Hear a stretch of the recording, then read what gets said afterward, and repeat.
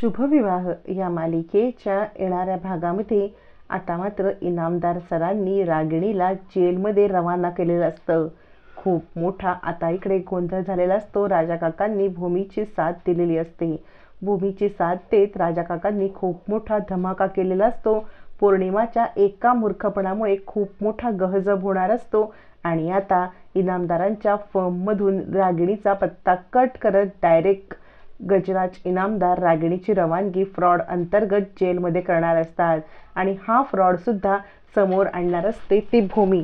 म्हणजे आता महाजनांच्या घरात राहून सुद्धा भूमीकडे अभिजितचा फ्रॉड उघडकीला आणत असते दरवेळेला आणि आता गजराज इनामदार यांच्या ऑफिसमधला अभिजितचा फ्रॉड सुद्धा भूमीच उघडकीला आणणार असते आणि या सगळ्यामुळे आता राजा काकांच्या समोर सगळं सत्य येत एका मूर्खपणामुळे पौर्णिमाच्या हा सगळा फ्रॉड उघडकीला येतो। मग मात्र पौर्णिमाचं थोबाड तर फुटतं, पण नालायक रागिणीची आता मात्र जेलमध्ये रवानगी होते।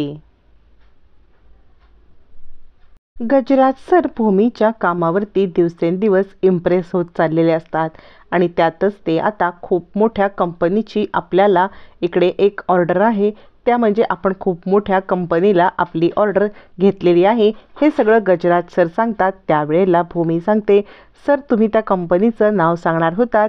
गजराज सर म्हणतात, नाव कशाला, जी फाईल आहे ना ती घ्या आणि त्यात सगळं स्टडी करा, कारण तुमचा अभ्यास बघता मला असं वाटते तुम्ही या सगळ्याचा नीट अभ्यास करू शकाल। असं म्हणत आता महाजन गारमेंट्स ही फाईल भूमीच्या स्वाधीन गजराज सर करतात। भूमी आता ती फाईल वाचत नाही, हातामध्ये घेते आणि तिकडून निघते। आता ती महाजन गारमेंटची फाईल घेऊन भूमी आपल्या हातात ठेवून निघते।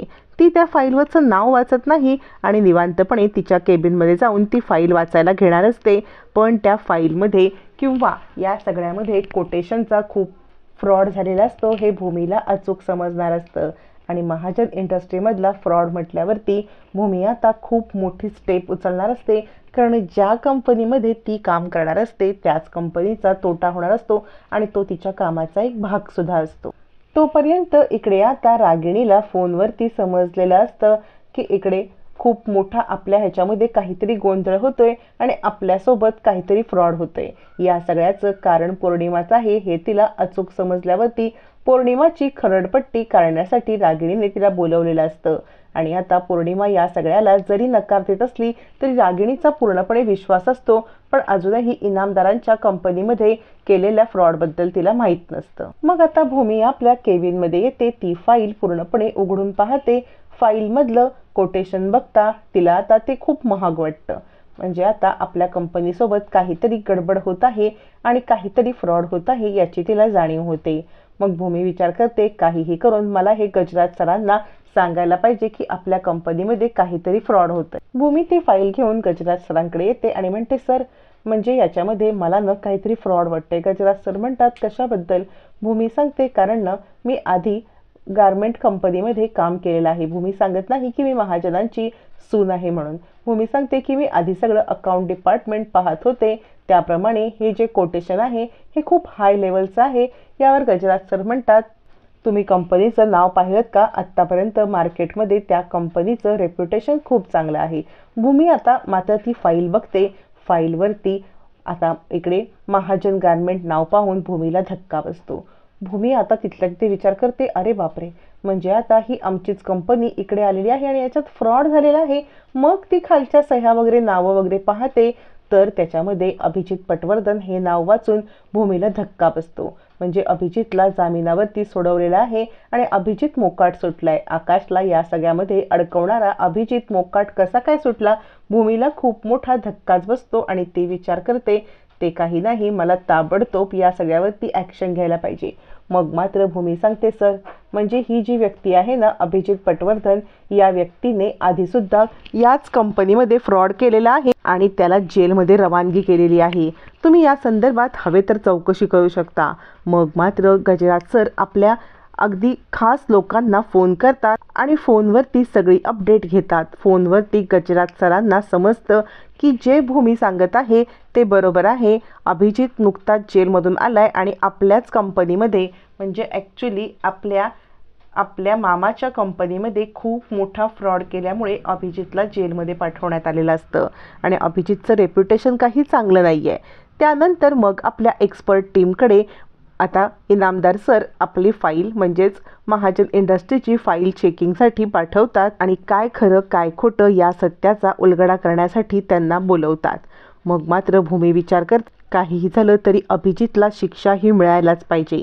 त्याप्रमाणे आता मात्र अभिजित, रागिणी आणि राजा काका या सगळ्यांना गजराज इनामदार यांनी बोलवलेलं असतं आणि त्यांच्या एक्सपर्ट माणसांना आणि तिथे काम करणारी एम्प्लॉई म्हणून भूमीला. आता मात्र खूप मोठा गौप्यस्फोट होणार असतो. इकडे आता अभिजित, रागिणी आणि राजा काका समोर येतात आणि भूमीला पाहून हादरतात. अभिजित विचार करतो ही इथे काय करते. त्यावेळेला गजराज सर म्हणतात, अभिजित पटवर्धन, तुम्ही एक जेलमधून जामिनावरती सुटलेली व्यक्ती आहात आणि तरीसुद्धा तुम्हाला आम्हाला हे सांगावंसं वाटतं नाही. आम्ही कोणत्याही क्रिमिनल रेकॉर्डमध्ये अडकलेल्या माणसासोबत कधीच आम्ही कोणतंही डील करत नाही. अभिजित चिडतो आणि म्हणतो, तुम्हाला कोणी सांगितलं. ह्या भूमीने. असं म्हणत भूमीकडे रागारागाने तो पाहतो आणि म्हणतो, हिचा माझ्यावरती ऑलरेडी राग आहे म्हणूनच हिने हे सगळं केलेलं आहे. यावरती इनामदार सर म्हणतात, तुम्ही आधी जेलमध्ये होतात की नव्हतात तेवढंच सांगा, कारण मी ऑलरेडी रेकॉर्ड चेक केलेला आहे. अभिजित सटपटतो, काय उत्तर द्यावं त्याला कळत नसतं. तोपर्यंत राजा काका तिकडे असतात, रागिणी असते आणि सगळ्यांच्या समोर मोठा गौप्यस्फोट होतो. गजराज सर म्हणतात, आमच्याकडे खूप मोठा पुरावा आहे. हे बघा तुमचं क्रिमिनल रेकॉर्ड आणि त्याचा आत्ता आमच्यावरती झालेला परिणाम म्हणजे तुम्ही आमच्या कंपनीच्या या सगळ्या टेंडरमध्ये खूप मोठा फ्रॉड केला आहे. असं म्हणत ते सांगतात, आता ज्या कंपनीच्या नावाने किंवा ज्या कंपनीची CEO असलेल्या रागिणी पटवर्धन यांच्या नावाने टेंडर भरलं गेलेलं आहे, आम्ही त्यांची पोलीस कंप्लेंट केली. त्यामुळे रागिणी पटवर्धन तुम्हाला पोलिसांच्या सोबत चौकशीला सामोरं जावं लागेल.